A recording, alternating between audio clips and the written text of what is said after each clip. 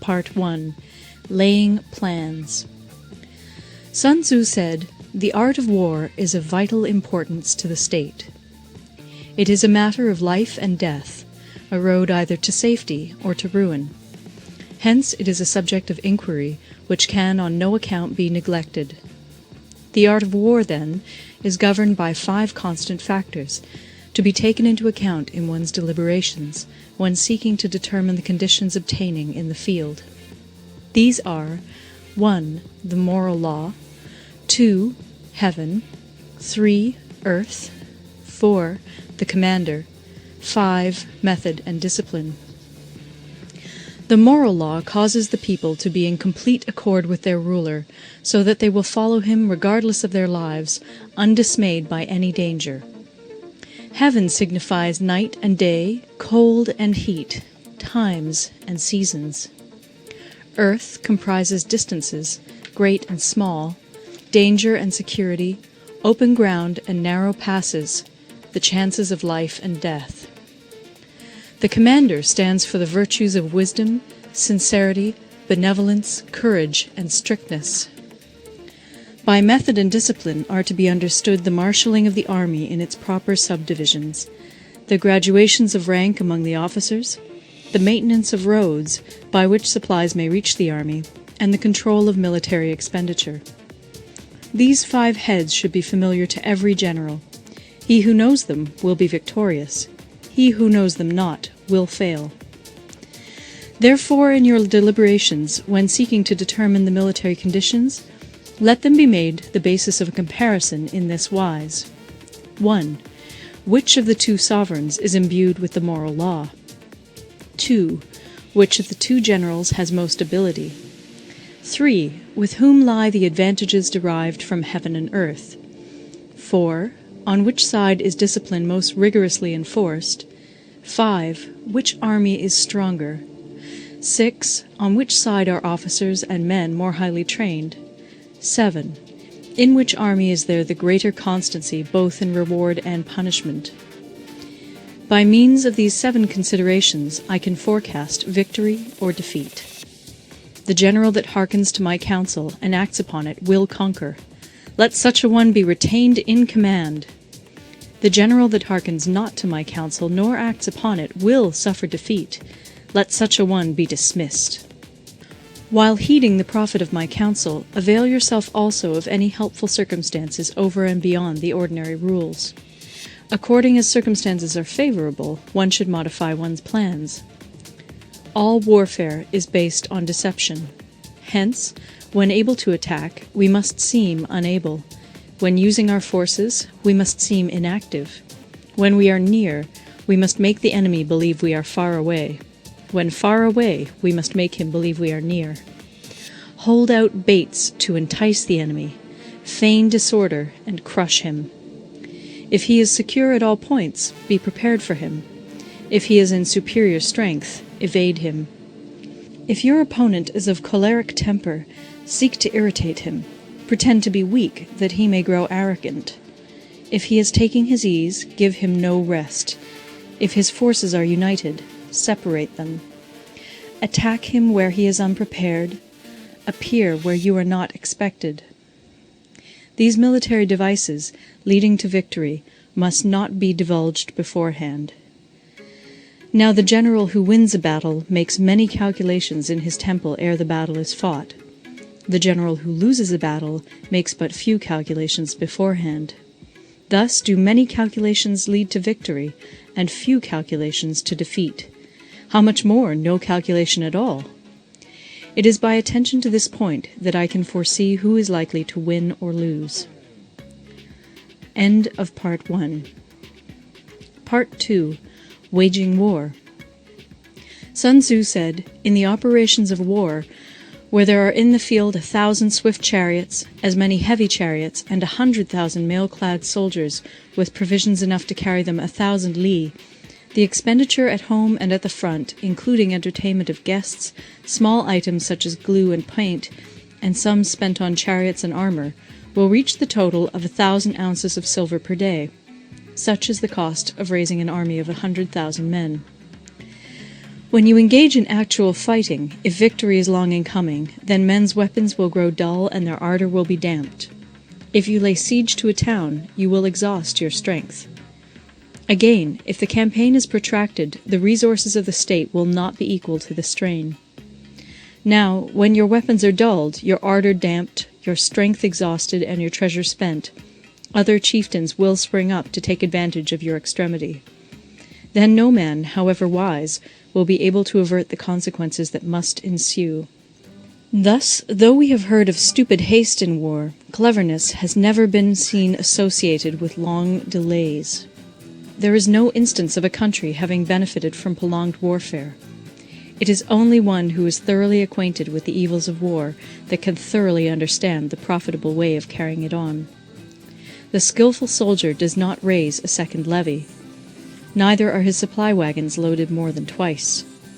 Bring war material with you from home, but forage on the enemy. Thus the army will have food enough for its needs. Poverty of the state exchequer causes an army to be maintained by contributions from a distance. Contributing to maintain an army at a distance causes the people to be impoverished. On the other hand, the proximity of an army causes prices to go up, and high prices cause the people's substance to be drained away. When their substance is drained away, the peasantry will be afflicted by heavy exactions.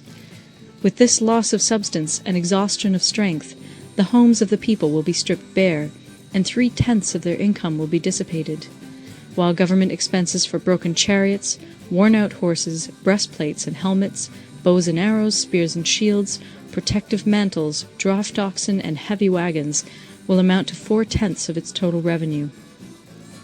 Hence, a wise general makes a point of foraging on the enemy. 1 cartload of the enemy's provisions is equivalent to 20 of one's own, and likewise a single picul of his provender is equivalent to 20 from one's own store. Now, in order to kill the enemy, our men must be roused to anger. That there may be advantage from defeating the enemy, they must have their rewards. Therefore, in chariot fighting, when 10 or more chariots have been taken, those should be rewarded who took the first. Our own flags should be substituted for those of the enemy, and their chariots mingled and used in conjunction with ours. The captured soldiers should be kindly treated and kept. This is called using the conquered foe to augment one's own strength. In war, then, let your great object be victory, not lengthy campaigns. Thus it may be known that the leader of armies is the arbiter of the people's fate, the man on whom it depends whether the nation shall be in peace or in peril. End of Part 2. Part 3. Attack by Stratagem. Sun Tzu said, "In the practical art of war, the best thing of all is to take the enemy's country whole and intact. To shatter and destroy it is not so good. So, too, it is better to recapture an army entire than to destroy it, to capture a regiment, a detachment, or a company entire than to destroy them. Hence, to fight and conquer in all your battles is not supreme excellence. Supreme excellence consists in breaking the enemy's resistance without fighting. Thus, the highest form of generalship is to balk the enemy's plans. The next best is to prevent the junction of the enemy's forces.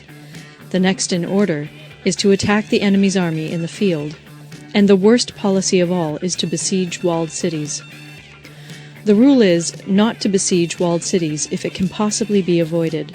The preparation of mantlets, movable shelters, and various implements of war will take up 3 whole months, and the piling up of mounds against the walls will take 3 months more. The general, unable to control his irritation, will launch his men to the assault like swarming ants, with the result that 1/3 of his men are slain, while the town still remains untaken. Such are the disastrous effects of a siege.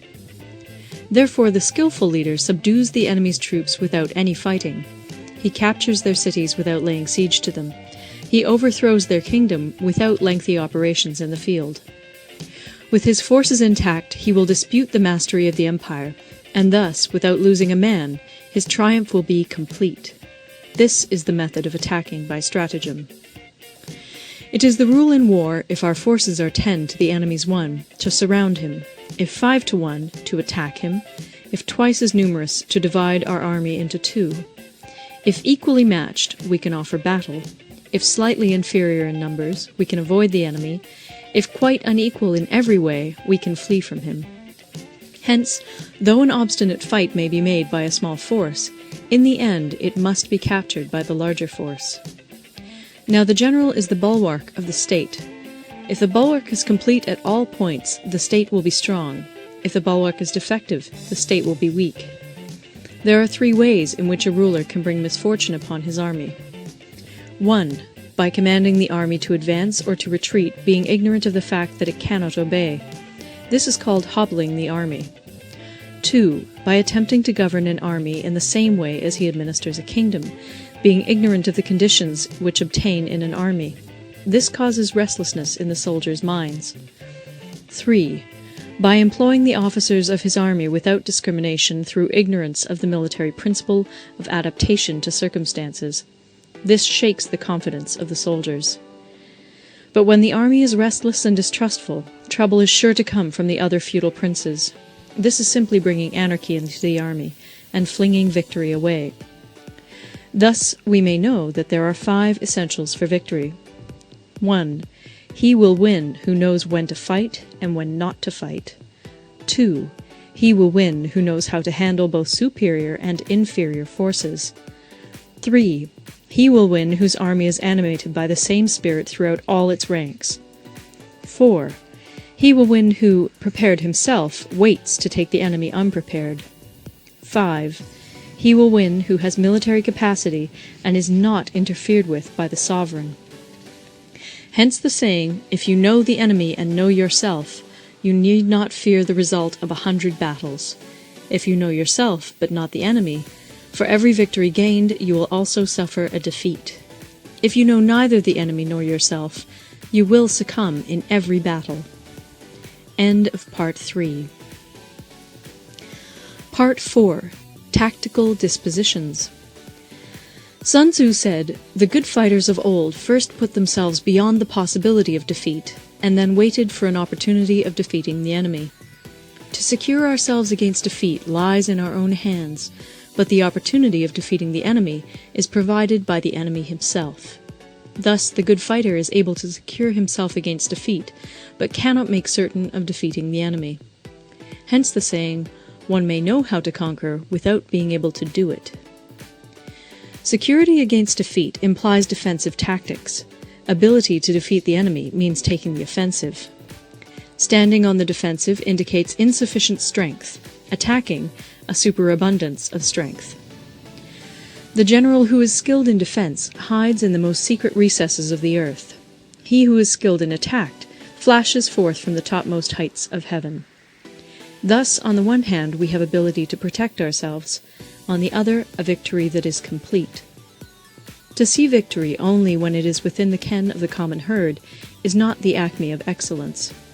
Neither is it the acme of excellence if you fight and conquer, and the whole empire says, "Well done!" To lift an autumn hair is no sign of great strength. To see the sun and moon is no sign of sharp sight. To hear the noise of thunder is no sign of a quick ear. What the ancients called a clever fighter is one who not only wins, but excels in winning with ease. Hence his victories bring him neither reputation for wisdom nor credit for courage. He wins his battles by making no mistakes. Making no mistakes is what establishes the certainty of victory, for it means conquering an enemy that is already defeated. Hence the skillful fighter puts himself into a position which makes defeat impossible, and does not miss the moment for defeating the enemy. Thus it is that in war the victorious strategist only seeks battle after the victory has been won, whereas he who is destined to defeat first fights and afterwards looks for victory. The consummate leader cultivates the moral law and strictly adheres to method and discipline. Thus it is in his power to control success. In respect of military method we have, firstly, measurement, secondly, estimation of quantity, thirdly, calculation, fourthly, balancing of chances, fifthly, victory. Measurement owes its existence to earth, estimation of quantity to measurement, calculation to estimation of quantity, balancing of chances to calculation, and victory to balancing of chances. A victorious army opposed to a routed one is as a pound's weight placed in the scale against a single grain. The onrush of a conquering force is like the bursting of pent-up waters into a chasm 1,000 fathoms deep. End of Part 4. Part 5. Energy. Sun Tzu said, "The control of a large force is the same principle as the control of a few men. It is merely a question of dividing up their numbers." Fighting with a large army under your command is nowise different from fighting with a small one. It is merely a question of instituting signs and signals. To ensure that your whole host may withstand the brunt of the enemy's attack and remain unshaken, this is effected by maneuvers direct and indirect. That the impact of your army may be like a grindstone dashed against an egg, this is effected by the science of weak points and strong. In all fighting, the direct method may be used for joining battle, but indirect methods will be needed in order to secure victory. Indirect tactics, efficiently applied, are inexhaustible as heaven and earth, unending as the flow of rivers and streams. Like the sun and moon, they end but to begin anew. Like the 4 seasons, they pass away to return once more. There are not more than 5 musical notes, yet the combinations of these 5 give rise to more melodies than can ever be heard. There are not more than 5 primary colors, blue, yellow, red, white, and black, yet in combination they produce more hues than can ever be seen. There are not more than 5 cardinal tastes, sour, acrid, salt, sweet, bitter, yet combinations of them yield more flavors than can ever be tasted. In battle there are not more than 2 methods of attack, the direct and the indirect, yet these 2 in combination give rise to an endless series of maneuvers. The direct and the indirect lead on to each other in turn. It is like moving in a circle. You never come to an end. Who can exhaust the possibilities of their combination? The onset of troops is like the rush of a torrent which will even roll stones along in its course. The quality of decision is like the well-timed swoop of a falcon, which enables it to strike and destroy its victim.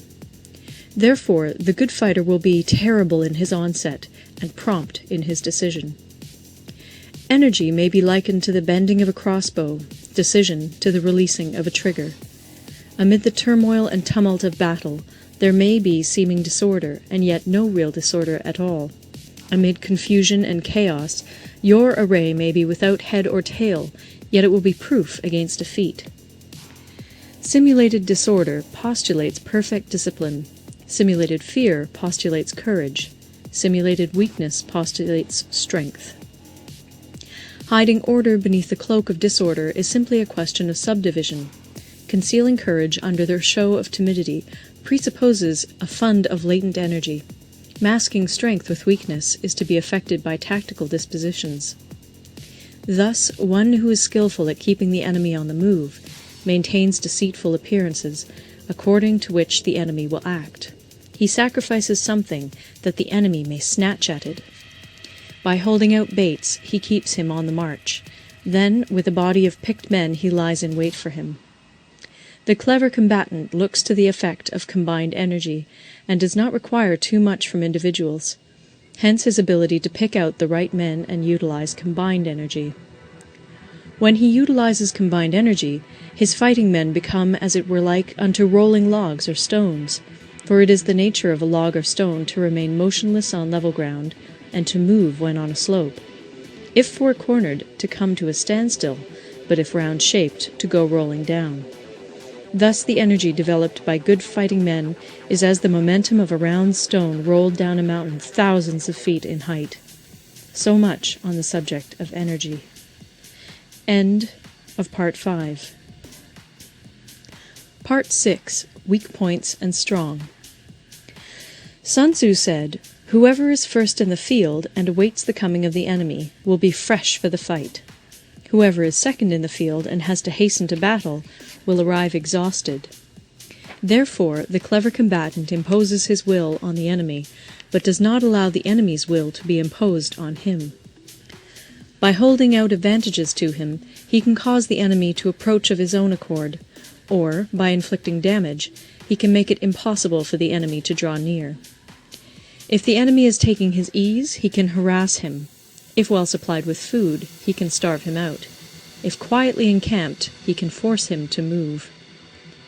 Appear at points which the enemy must hasten to defend. March swiftly to places where you are not expected. An army may march great distances without distress if it marches through country where the enemy is not. You can be sure of succeeding in your attacks if you only attack places which are undefended. You can ensure the safety of your defense if you only hold positions that cannot be attacked. Hence, that general is skillful in attack whose opponent does not know what to defend, and he is skillful in defense whose opponent does not know what to attack. O divine art of subtlety and secrecy! Through you we learn to be invisible, through you inaudible, and hence we can hold the enemy's fate in our hands. You may advance and be absolutely irresistible if you make for the enemy's weak points. You may retire and be safe from pursuit if your movements are more rapid than those of the enemy. If we wish to fight, the enemy can be forced to an engagement even though he be sheltered behind a high rampart and a deep ditch.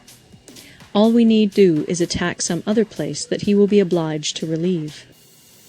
If we do not wish to fight, we can prevent the enemy from engaging us even though the lines of our encampment be merely traced out on the ground.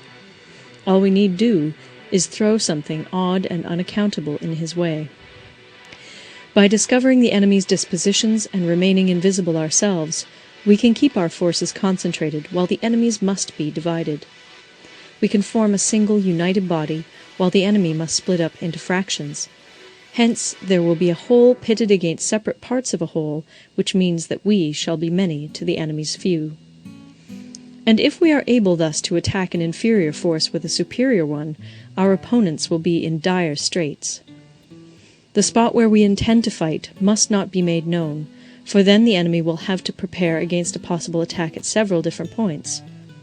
And his forces being thus distributed in many directions, the numbers we shall have to face at any given point will be proportionately few. For should the enemy strengthen his van, he will weaken his rear. Should he strengthen his rear, he will weaken his van. Should he strengthen his left, he will weaken his right. Should he strengthen his right, he will weaken his left. If he sends reinforcements everywhere, he will everywhere be weak. Numerical weakness comes from having to prepare against possible attacks. Numerical strength from compelling our adversary to make these preparations against us. Knowing the place and the time of the coming battle, we may concentrate from the greatest distances in order to fight. But if neither time nor place be known, then the left wing will be impotent to succour the right equally impotent to succour the left, the van unable to relieve the rear, or the rear to support the van. How much more so if the furthest proportions of the army are anything under 100 li apart, and even the nearest are separated by several li. Though according to my estimate the soldiers of Yue exceed our own in number, that shall advantage them nothing in the matter of victory. I say then that victory can be achieved. Though the enemy be stronger in numbers, we may prevent him from fighting. Scheme so as to discover his plans and the likelihood of their success. Rouse him and learn the principle of his activity or inactivity. Force him to reveal himself so as to find out his vulnerable spots. Carefully compare the opposing army with your own, so that you may know where strength is superabundant and where it is deficient. In making tactical dispositions, the highest pitch you can attain is to conceal them. Conceal your dispositions, and you will be safe from the prying of the subtlest spies, from the machinations of the wisest brains. How victory may be produced for them out of the enemy's own tactics, that is what the multitude cannot comprehend. All men can see the tactics whereby I conquer, but what none can see is the strategy out of which victory is evolved. Do not repeat the tactics which have gained you one victory, but let your methods be regulated by the infinite variety of circumstances.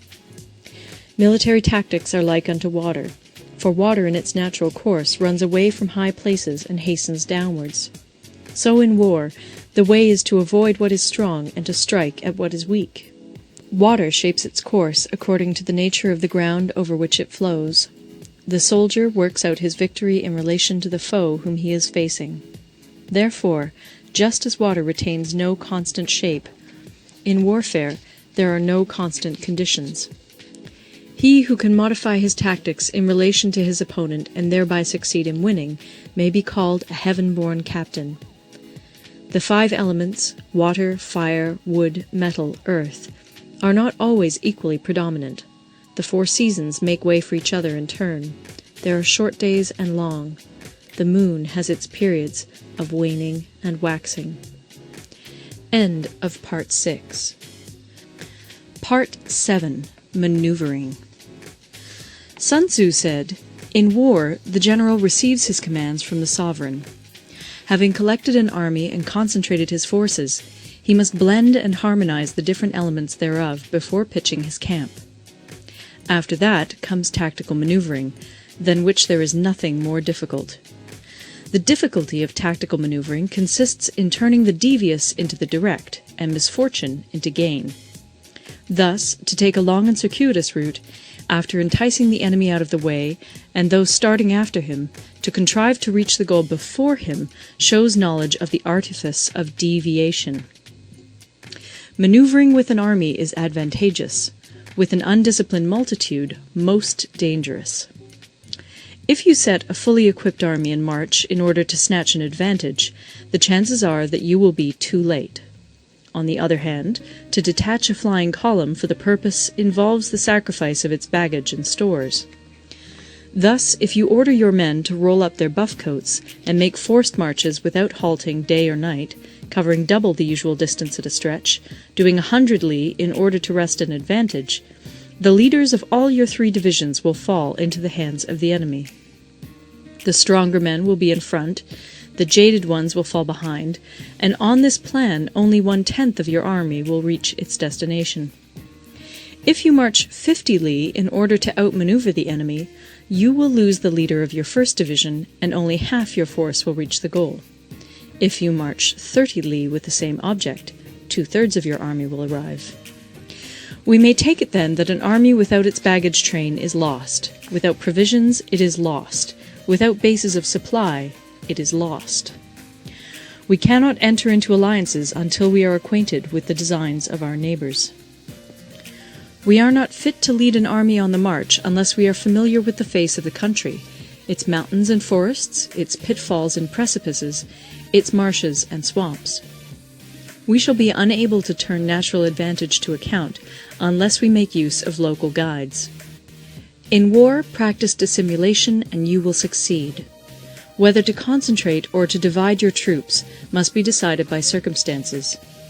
Let your rapidity be that of the wind, your compactness that of the forest. In raiding and plundering be like fire, in immovability like a mountain. Let your plans be dark, and impenetrable as night, and when you move, fall like a thunderbolt. When you plunder a countryside, let the spoil be divided amongst your men. When you capture new territory, cut it up into allotments for the benefit of the soldiery. Ponder and deliberate before you make a move. He will conquer who has learnt the artifice of deviation. Such is the art of maneuvering. The Book of Army Management says, "On the field of battle, the spoken word does not carry far enough. Hence the institution of gongs and drums. Nor can ordinary objects be seen clearly enough. Hence the institution of banners and flags. Gongs and drums, banners and flags, are means whereby the ears and eyes of the host may be focused on one particular point. The host thus forming a single united body, it is impossible either for the brave to advance alone, or for the cowardly to retreat alone. This is the art of handling large masses of men. In night fighting, then, make much use of signal flyers and drums, and in fighting by day, of flags and banners, as a means of influencing the ears and eyes of your army. A whole army may be robbed of its spirit. A commander-in-chief may be robbed of his presence of mind. Now, a soldier's spirit is keenest in the morning. By noonday it has begun to flag, and in the evening his mind is bent only on returning to camp. A clever general, therefore, avoids an army when its spirit is keen, but attacks it when it is sluggish and inclined to return. This is the art of studying moods. Disciplined and calm, to await the appearance of disorder and hubbub amongst the enemy. This is the art of retaining self-possession. to be near the goal while the enemy is still far from it, to wait at ease while the enemy is toiling and struggling, to be well fed while the enemy is famished. This is the art of husbanding one's strength. To refrain from intercepting an enemy whose banners are in perfect order, to refrain from attacking an army drawn up in calm and confident array, this is the art of studying circumstances. It is a military axiom not to advance uphill against the enemy, nor to oppose him when he comes downhill. Do not pursue an enemy who simulates flight. Do not attack soldiers whose temper is keen. Do not swallow bait offered by the enemy. Do not interfere with an army that is returning home. When you surround an army, leave an outlet free. Do not press a desperate foe too hard. Such is the art of warfare. End of Part 7. Part 8. Variation in Tactics.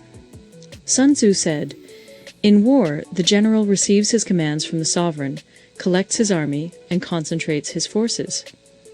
When in difficult country, do not encamp. In country where high roads intersect, join hands with your allies. Do not linger in dangerously isolated positions.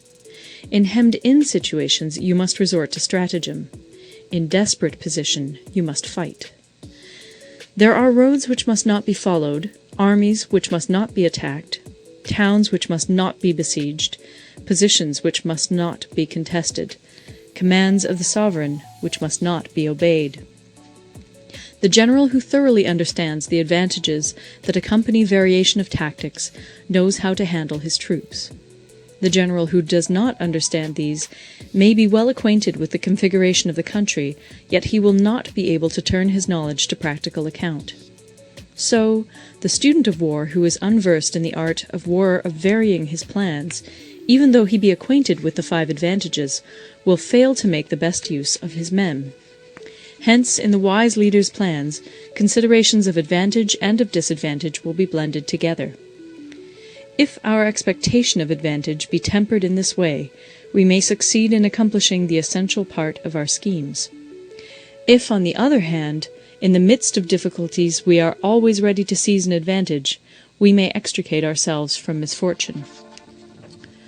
Reduce the hostile chiefs by inflicting damage on them, and make trouble for them, and keep them constantly engaged.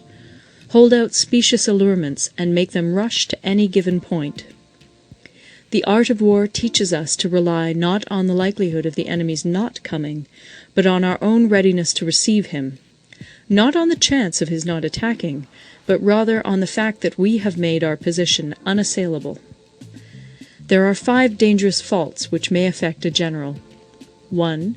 Recklessness, which leads to destruction. 2. Cowardice, which leads to capture.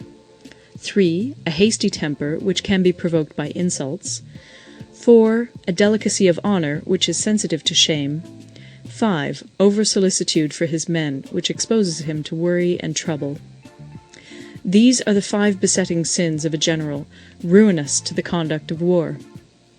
When an army is overthrown and its leader slain, the cause will surely be found among these 5 dangerous faults. Let them be a subject of meditation. End of Part 8. Part 9. The Army on the March. Sun Tzu said, "We come now to the question of encamping the army, and observing signs of the enemy. Pass quickly over mountains, and keep in the neighborhood of valleys. Camp in high places, facing the sun. Do not climb heights in order to fight." So much for mountain warfare. After crossing a river, you should get far away from it. When an invading force crosses a river in its onward march, do not advance to meet it in midstream. It will be best to let half the army get across, and then deliver your attack. If you are anxious to fight, you should not go to meet the invader near a river which he has to cross. Moor your craft higher up than the enemy, and facing the sun. Do not move upstream to meet the enemy. So much for river warfare. In crossing salt marshes, your sole concern should be to get over them quickly, without any delay. If forced to fight in a salt marsh, You should have water and grass near you and get your back to a clump of trees. So much for operations in salt marshes. In dry, level country, take up an easily accessible position with rising ground to your right and on your rear, so that the danger may be in front and safety lie behind. So much for campaigning in flat country. These are the 4 useful branches of military knowledge which enabled the Yellow Emperor to vanquish 4 several sovereigns. All armies prefer high ground to low, and sunny places to dark. If you are careful of your men and camp on hard ground, the army will be free from disease of every kind, and this will spell victory. When you come to a hill or a bank, occupy the sunny side, with the slope on your right rear. Thus you will at once act for the benefit of your soldiers, and utilize the natural advantages of the ground. When, in consequence of heavy rains up country, a river which you wish to ford is swollen and flecked with foam, you must wait until it subsides. Country in which there are precipitous cliffs with torrents running between, deep natural hollows, confined places, tangled thickets, quagmires, and crevasses, should be left with all possible speed and not approached. While we keep away from such places, we should get the enemy to approach them. While we face them, we should let the enemy have them on his rear. If in the neighborhood of your camp there should be any hilly country, ponds surrounded by aquatic grass, hollow basins filled with reeds, or woods with thick undergrowth, they must be carefully routed out and searched, for these are places where men in ambush or insidious spies are likely to be lurking. When the enemy is close at hand and remains quiet, he is relying on the natural strength of his position.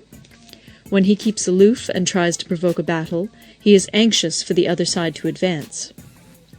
If his place of encampment is easy of access, he is tendering a bait. Movement amongst the trees of a forest shows that the enemy is advancing. The appearance of a number of screens in the midst of thick grass means that the enemy wants to make us suspicious. The rising of birds in their flight is the sign of an ambuscade. Startled beasts indicate that a sudden attack is coming. When there is dust rising in a high column, it is the sign of chariots advancing. When the dust is low, but spread over a wide area, it betokens the approach of infantry. When it branches out in different directions, it shows that parties have been sent to collect firewood. A few clouds of dust, moving to and fro, signify that the army is encamping.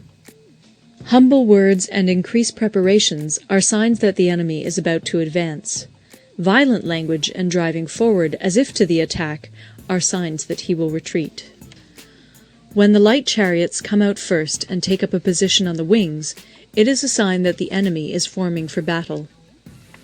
Peace proposals unaccompanied by a sworn covenant indicate a plot.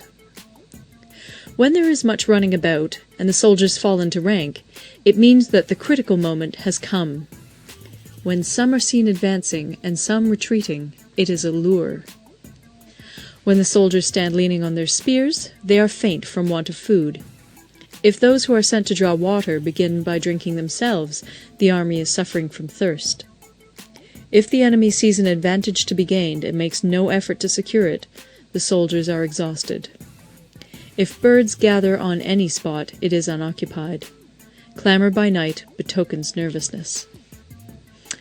If there is a disturbance in the camp, the general's authority is weak.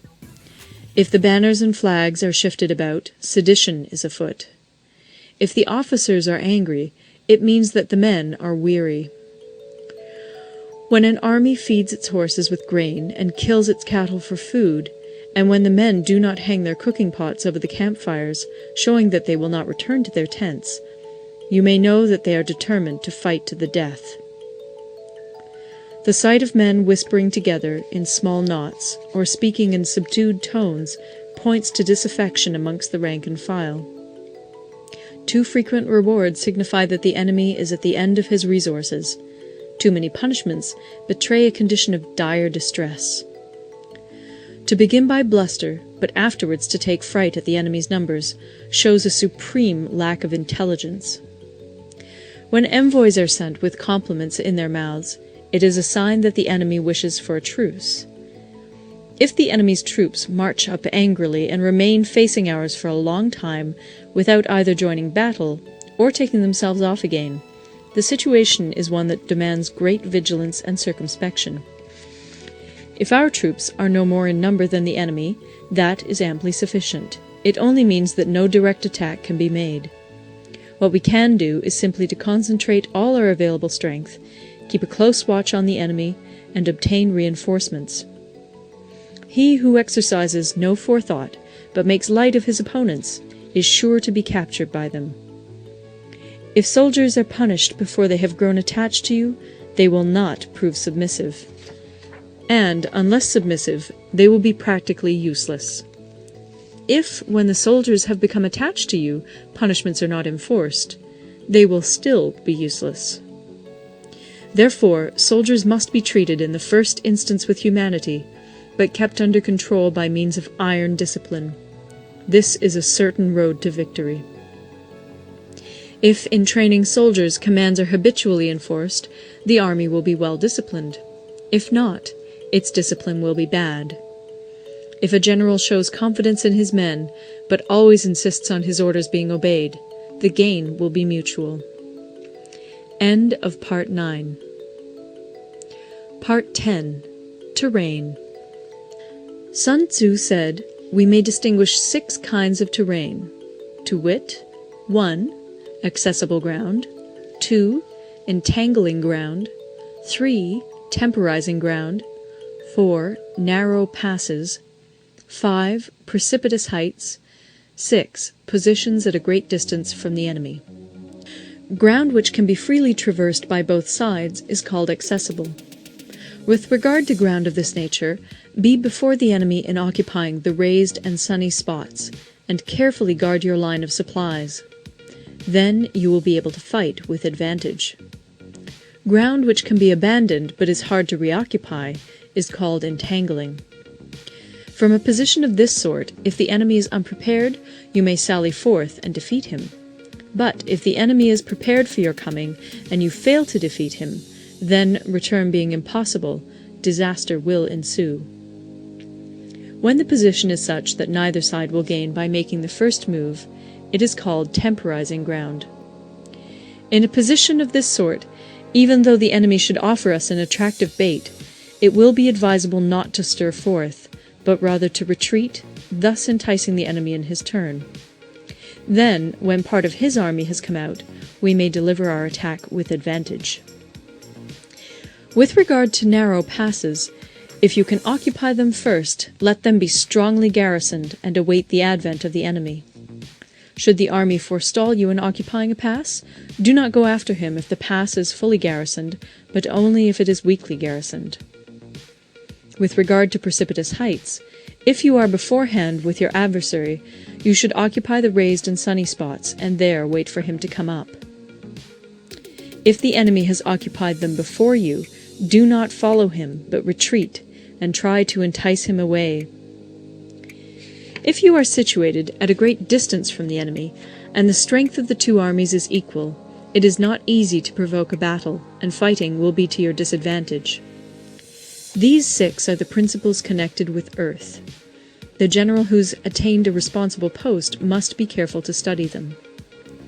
Now, an army is exposed to 6 several calamities, not arising from natural causes, but from faults for which the general is responsible.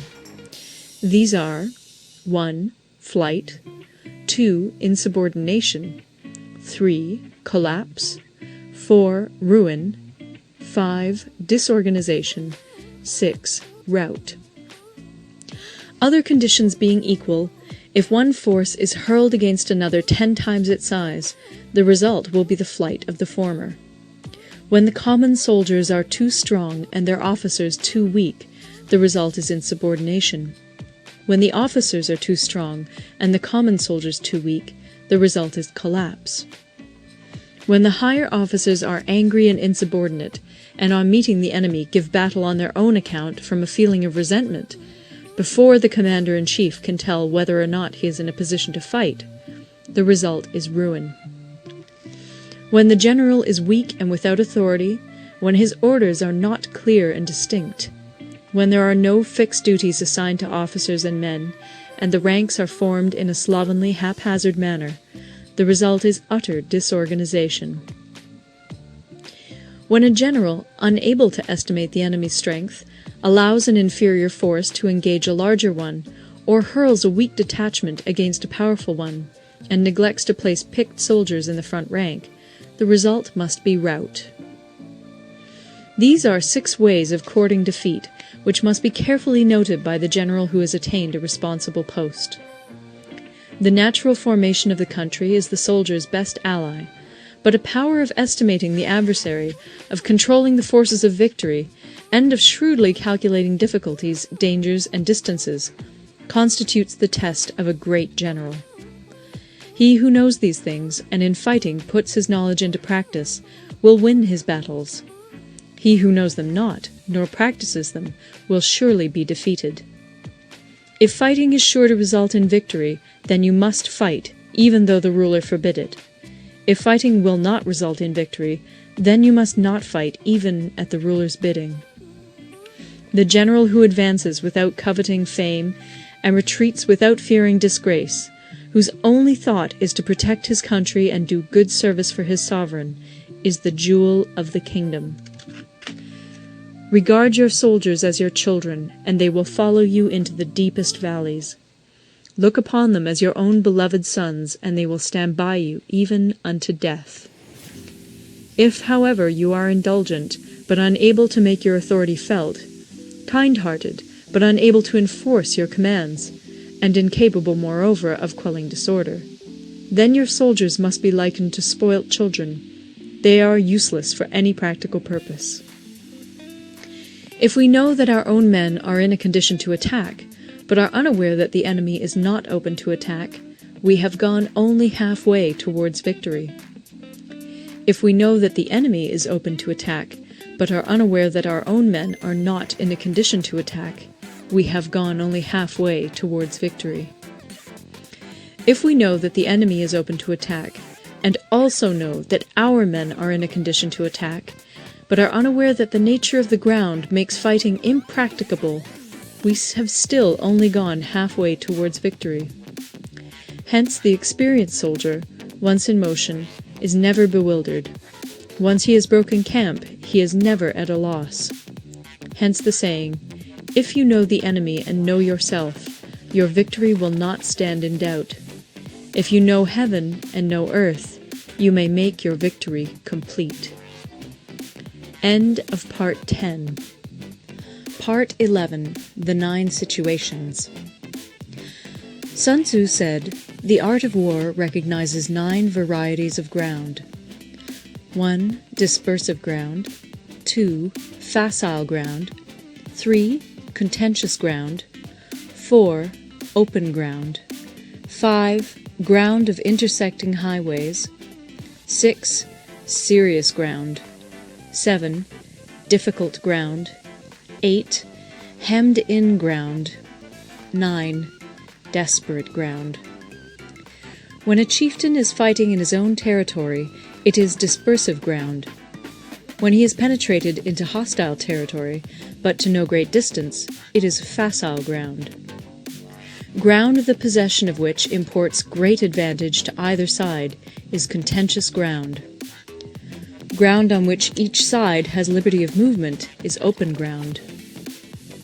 Ground which forms the key to 3 contiguous states, so that he who occupies it first has most of the empire at his command, is a ground of intersecting highways.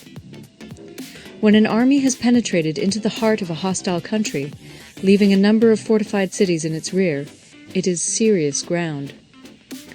Mountain forests, rugged steeps, marshes, and fens, all country that is hard to traverse, this is difficult ground. Ground which is reached through narrow gorges, and from which we can only retire by tortuous paths, so that a small number of the enemy would suffice to crush a large body of our men, this is hemmed-in ground. Ground on which we can only be saved from destruction by fighting without delay is desperate ground. On dispersive ground, therefore, fight not. On facile ground, halt not. On contentious ground, attack not. On open ground, do not try to block the enemy's way. On the ground of intersecting highways, join hands with your allies. On serious ground, gather in plunder. In difficult ground, keep steadily on the march. On hemmed-in ground, resort to stratagem. On desperate ground, fight. Those who were called skillful leaders of old knew how to drive a wedge between the enemy's front and rear, to prevent cooperation between his large and small divisions, to hinder the good troops from rescuing the bad, the officers from rallying their men. When the enemy's men were united, they managed to keep them in disorder. When it was to their advantage, they made a forward move. When otherwise, they stopped still. If asked how to cope with a great host of the enemy in orderly array, and on the point of marching to the attack, I should say, begin by seizing something which your opponent holds dear. Then he will be amenable to your will. Rapidity is the essence of war. Take advantage of the enemy's unreadiness. Make your way by unexpected routes, and attack unguarded spots. The following are the principles to be observed by an invading force. The further you penetrate into a country, the greater will be the solidarity of your troops, and thus the defenders will not prevail against you. Make forays in fertile country in order to supply your army with food. Carefully study the well-being of your men, and do not overtax them. Concentrate your energy and hoard your strength. Keep your army continually on the move, and devise unfathomable plans. Throw your soldiers into positions whence there is no escape, and they will prefer death to flight. If they will face death, there is nothing they may not achieve. Officers and men alike will put forth their uttermost strength. Soldiers, when in desperate straits, lose the sense of fear. If there is no place of refuge, they will stand firm. If they are in hostile country, they will show a stubborn front. If there is no help for it, they will fight hard. Thus, without waiting to be marshalled, the soldiers will be constantly on the qui-vive. Without waiting to be asked, they will do your will. Without restrictions, they will be faithful. Without giving orders, they can be trusted. Prohibit the taking of omens, and do away with superstitious doubts. Then, until death itself comes, no calamity need be feared. If our soldiers are not overburdened with money, it is not because they have a distaste for riches. If their lives are not unduly long, it is not because they are disinclined to longevity. On the day they are ordered out to battle, your soldiers may weep, those sitting up bedewing their garments, and those lying down, letting the tears run down their cheeks. But let them once be brought to bay, and they will display the courage of a Chu or a Kui. The skillful tactician may be likened to the Shuai-jan. Now, the Shuai-jan is a snake that is found in the Ch'ung Mountains. Strike at its head, and you will be attacked by its tail. Strike at its tail, and you will be attacked by its head. Strike at the middle, and you will be attacked by head and tail both. Asked if an army can be made to imitate the Shuai-jan, I should answer yes. For the men of Wu and the men of Yue are enemies. Yet if they are crossing a river in the same boat and are caught by a storm, they will come to each other's assistance, just as the left hand helps the right. Hence, it is not enough to put one's trust in the tethering of horses and the burying of chariot wheels in the ground.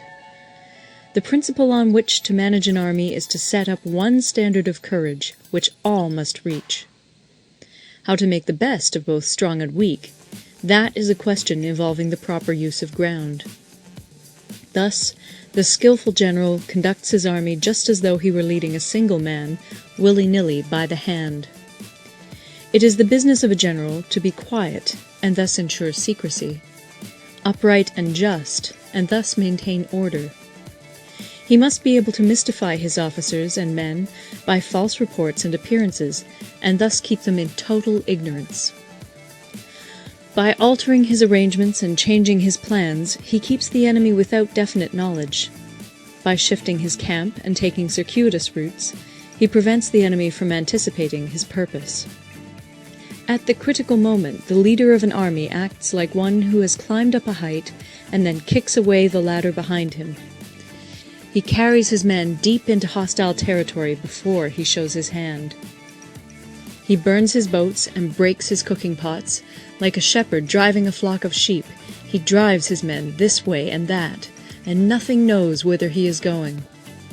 To muster his host and bring it into danger, this may be termed the business of the general. The different measures suited to the 9 varieties of ground, the expediency of aggressive or defensive tactics, and the fundamental laws of human nature, these are things that must most certainly be studied. When invading hostile territory, the general principle is that penetrating deeply brings cohesion. Penetrating but a short way means dispersion. When you leave your own country behind and take your army across neighborhood territory, you find yourself on critical ground. When there are means of communication on all 4 sides, the ground is one of intersecting highways. When you penetrate deeply into a country, it is serious ground. When you penetrate but a little way, it is facile ground. When you have the enemy's strongholds on your rear and narrow passes in front, it is hemmed-in ground. When there is no place of refuge at all, it is desperate ground. Therefore, on dispersive ground I would inspire my men with unity of purpose. On facile ground, I would see that there is close connection between all parts of my army. On contentious ground, I would hurry up my rear. On open ground, I would keep a vigilant eye on my defenses. On ground of intersecting highways, I would consolidate my alliances. On serious ground, I would try to ensure a continuous stream of supplies. On difficult ground, I would keep pushing on along the road. On hemmed-in ground, I would block any way of retreat. On desperate ground, I would proclaim to my soldiers the hopelessness of saving their lives. For it is the soldier's disposition to offer an obstinate resistance when surrounded, to fight hard when he cannot help himself, and to obey promptly when he has fallen into danger. We cannot enter into alliance with neighboring princes until we are acquainted with their designs. We are not fit to lead an army on the march unless we are familiar with the face of the country, its mountains and forests, its pitfalls and precipices, its marshes and swamps. We shall be unable to turn natural advantages to account unless we make use of local guides. To be ignored of any one of the following 4 or 5 principles does not befit a warlike prince. When a warlike prince attacks a powerful state, his generalship shows itself in preventing the concentration of the enemy's forces. He overawes his opponents, and their allies are prevented from joining against him. Hence he does not strive to ally himself with all and sundry, nor does he foster the power of other states. He carries out his own secret designs, keeping his antagonists in awe. Thus he is able to capture their cities and overthrow their kingdoms. Bestow rewards without regard to rule, issue orders without regard to previous arrangements, and you will be able to handle a whole army as though you had to do with but a single man. Confront your soldiers with the deed itself. Never let them know your design. When the outlook is bright, bring it before their eyes, but tell them nothing when the situation is gloomy. Place your army in deadly peril, and it will survive. Plunge it into desperate straits, and it will come off in safety. For it is precisely when a force has fallen into harm's way that it is capable of striking a blow for victory.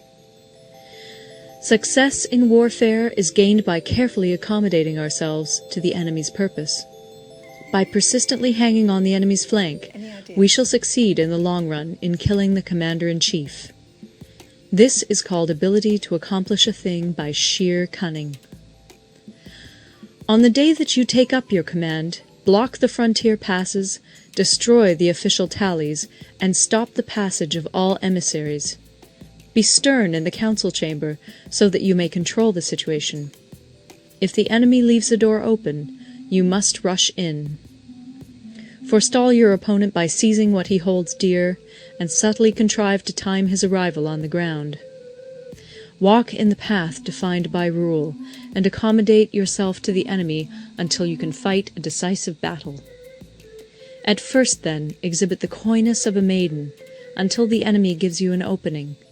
Afterwards, emulate the rapidity of a running hare, and it will be too late for the enemy to oppose you. End of Part 11. Part 12. The Attack by Fire. Sun Tzu said, "There are 5 ways of attacking with fire. The first is to burn soldiers in their camp. The second is to burn stores. The third is to burn baggage trains. The fourth is to burn arsenals and magazines. The fifth is to hurl dropping fire amongst the enemy." In order to carry out an attack, we must have means available. The material for raising fire should always be kept in readiness. There is a proper season for making attacks with fire, and special days for starting a conflagration. The proper season is when the weather is very dry. The special days are those when the moon is in the constellations of the Sieve, the Wall, the Wing, or the Crossbar, for these 4 are all days of rising wind.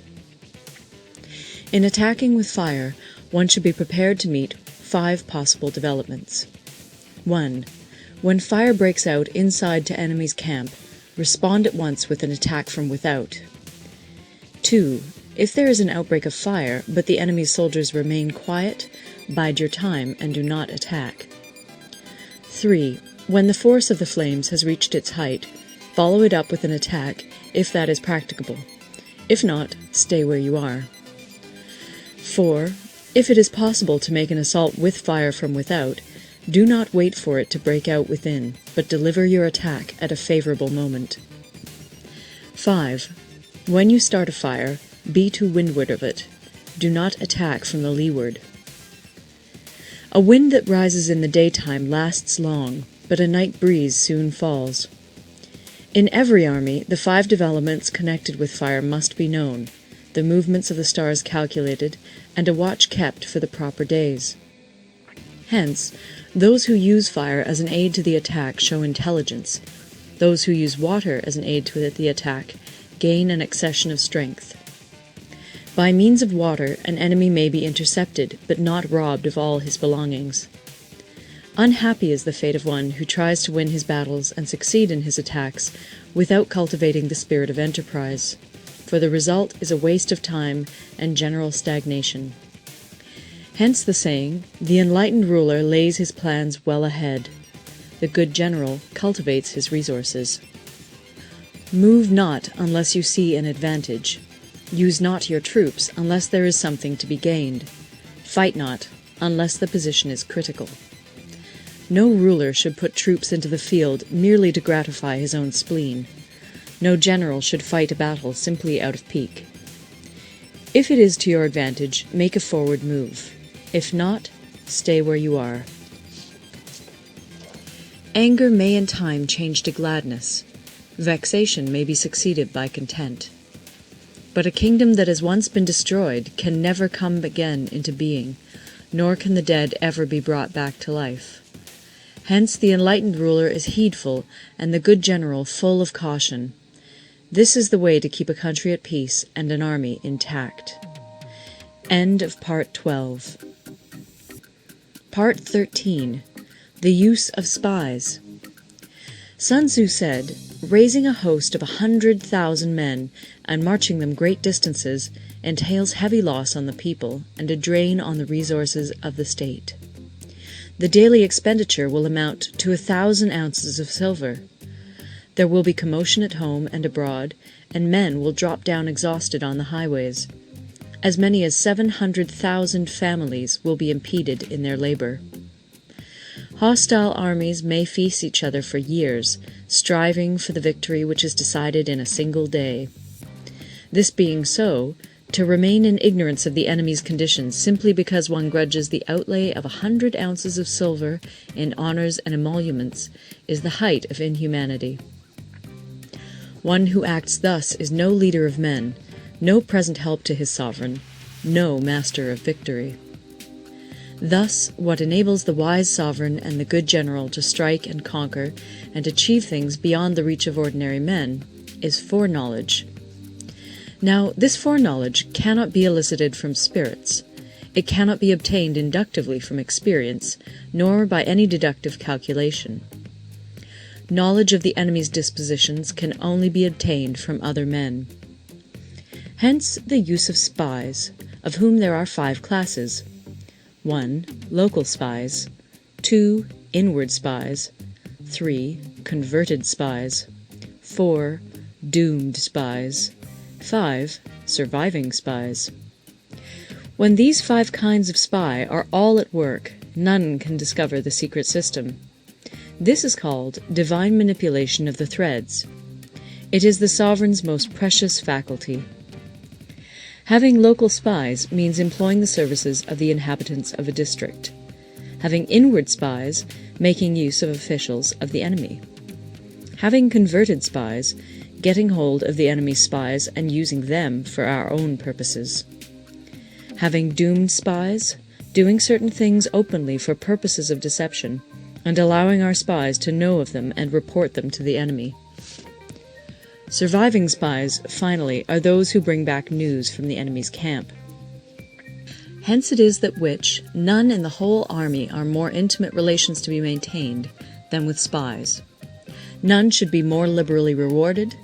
In no other business should greater secrecy be preserved. Spies cannot be usefully employed without a certain intuitive sagacity. They cannot be properly managed without benevolence and straightforwardness. Without subtle ingenuity of mind, one cannot make certain of the truth of their reports. Be subtle, and use your spies for every kind of business. If a secret piece of news is divulged by a spy before the time is ripe, he must be put to death together with the man to whom the secret was told. Whether the object be to crush an army, to storm a city, or to assassinate an individual, it is always necessary to begin by finding out the names of the attendants, the aides-de-camp, and doorkeepers and sentries of the general in command. Our spies must be commissioned to ascertain these. The enemy's spies, who have come to spy on us, must be sought out, tempted with bribes, led away, and comfortably housed. Thus they will become converted spies and available for our service. It is through the information brought by the converted spy that we are able to acquire and employ local and inward spies. It is owing to this information again that we can cause the doomed spy to carry false tidings to the enemy. Lastly, it is by this information that the surviving spy can be used on appointed occasions. The end and aim of spying in all its 5 varieties is knowledge of the enemy, and this knowledge can only be derived in the first instance from the converted spy.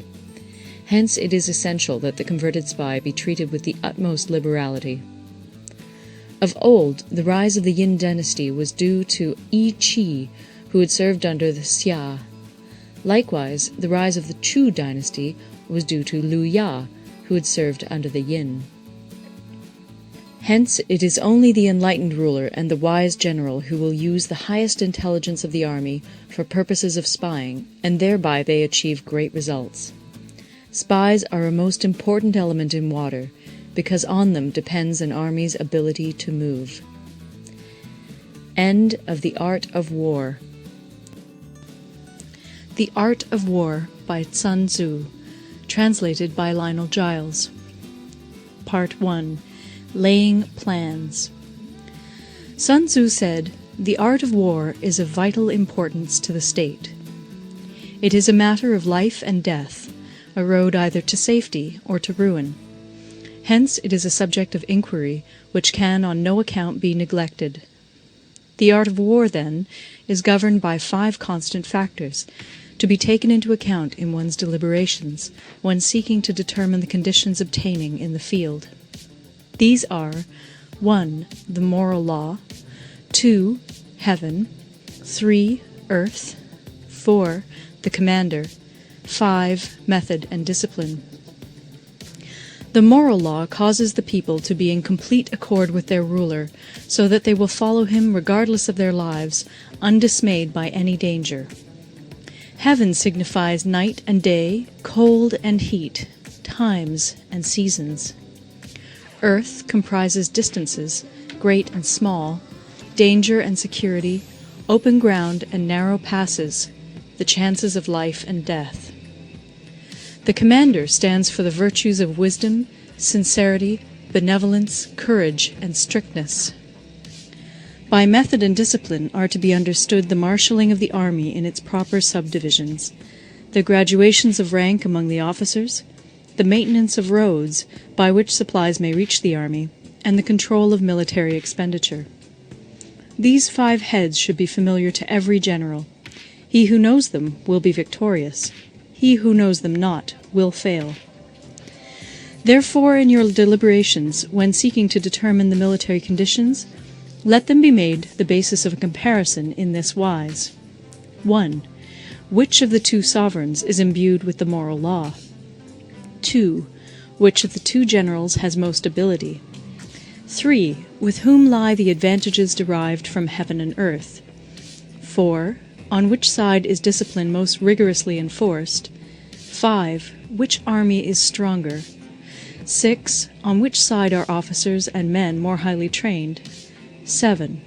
In which army is there the greater constancy both in reward and punishment? By means of these 7 considerations I can forecast victory or defeat. The general that hearkens to my counsel and acts upon it will conquer. Let such a one be retained in command. The general that hearkens not to my counsel nor acts upon it will suffer defeat. Let such a one be dismissed. While heeding the profit of my counsel, avail yourself also of any helpful circumstances over and beyond the ordinary rules. According as circumstances are favorable, one should modify one's plans. All warfare is based on deception. Hence, when able to attack, we must seem unable. When using our forces, we must seem inactive. When we are near, we must make the enemy believe we are far away. When far away, we must make him believe we are near. Hold out baits to entice the enemy, feign disorder, and crush him. If he is secure at all points, be prepared for him. If he is in superior strength, evade him. If your opponent is of choleric temper, seek to irritate him. Pretend to be weak, that he may grow arrogant. If he is taking his ease, give him no rest. If his forces are united, separate them. Attack him where he is unprepared. Appear where you are not expected. These military devices, leading to victory, must not be divulged beforehand. Now the general who wins a battle makes many calculations in his temple ere the battle is fought. The general who loses a battle makes but few calculations beforehand. Thus do many calculations lead to victory, and few calculations to defeat. How much more no calculation at all? It is by attention to this point that I can foresee who is likely to win or lose. End of Part 1. Part 2. Waging War. Sun Tzu said, "In the operations of war, where there are in the field 1,000 swift chariots, as many heavy chariots, and 100,000 mail-clad soldiers, with provisions enough to carry them 1,000 li, the expenditure at home and at the front, including entertainment of guests, small items such as glue and paint, and sums spent on chariots and armor, will reach the total of 1,000 ounces of silver per day. Such is the cost of raising an army of 100,000 men." When you engage in actual fighting, if victory is long in coming, then men's weapons will grow dull and their ardor will be damped. If you lay siege to a town, you will exhaust your strength. Again, if the campaign is protracted, the resources of the state will not be equal to the strain. Now, when your weapons are dulled, your ardor damped, your strength exhausted, and your treasure spent, other chieftains will spring up to take advantage of your extremity. Then no man, however wise, will be able to avert the consequences that must ensue. Thus, though we have heard of stupid haste in war, cleverness has never been seen associated with long delays. There is no instance of a country having benefited from prolonged warfare. It is only one who is thoroughly acquainted with the evils of war that can thoroughly understand the profitable way of carrying it on. The skilful soldier does not raise a second levy. Neither are his supply wagons loaded more than twice. Bring war material with you from home, but forage on the enemy. Thus the army will have food enough for its needs.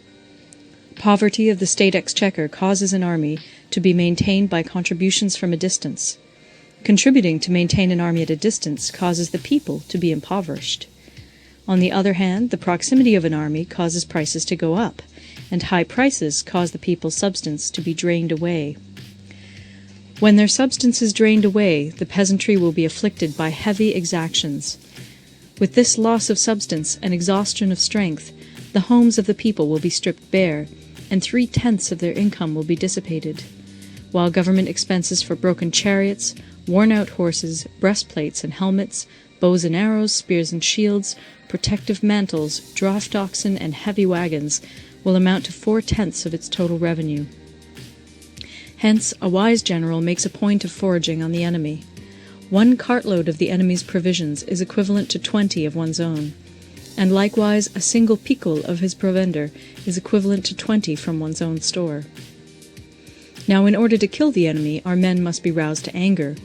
But there may be advantage from defeating the enemy, they must have their rewards. Therefore, in chariot fighting, when 10 or more chariots have been taken, those should be rewarded who took the first. Our own flags should be substituted for those of the enemy, and their chariots mingled and used in conjunction with ours. The captured soldiers should be kindly treated and kept. This is called using the conquered foe to augment one's own strength. In war, then, let your great object be victory, not lengthy campaigns.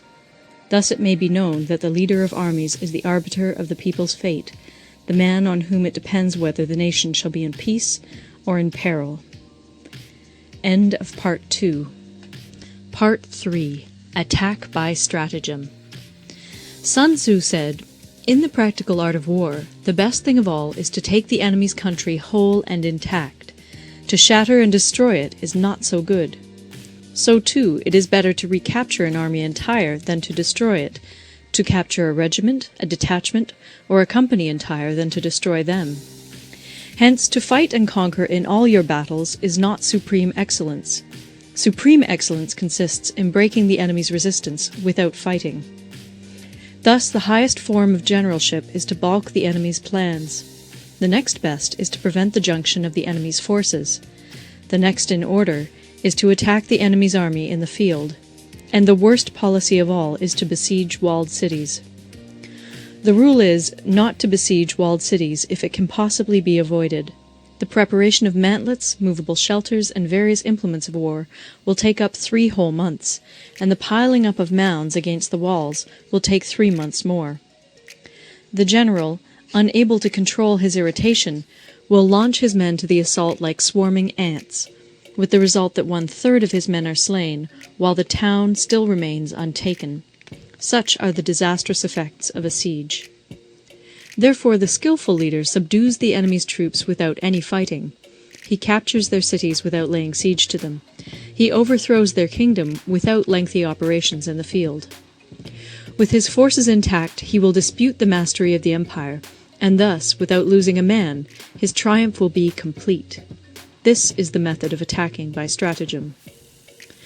It is the rule in war, if our forces are 10 to the enemy's 1, to surround him; if 5 to 1, to attack him; if twice as numerous, to divide our army into 2. If equally matched, we can offer battle; if slightly inferior in numbers, we can avoid the enemy; if quite unequal in every way, we can flee from him. Hence, though an obstinate fight may be made by a small force, in the end it must be captured by the larger force. Now the general is the bulwark of the state. If the bulwark is complete at all points, the state will be strong. If the bulwark is defective, the state will be weak. There are 3 ways in which a ruler can bring misfortune upon his army. 1. By commanding the army to advance or to retreat, being ignorant of the fact that it cannot obey. This is called hobbling the army. 2. By attempting to govern an army in the same way as he administers a kingdom, being ignorant of the conditions which obtain in an army. This causes restlessness in the soldiers' minds. 3. By employing the officers of his army without discrimination through ignorance of the military principle of adaptation to circumstances. This shakes the confidence of the soldiers. But when the army is restless and distrustful, trouble is sure to come from the other feudal princes. This is simply bringing anarchy into the army, and flinging victory away. Thus we may know that there are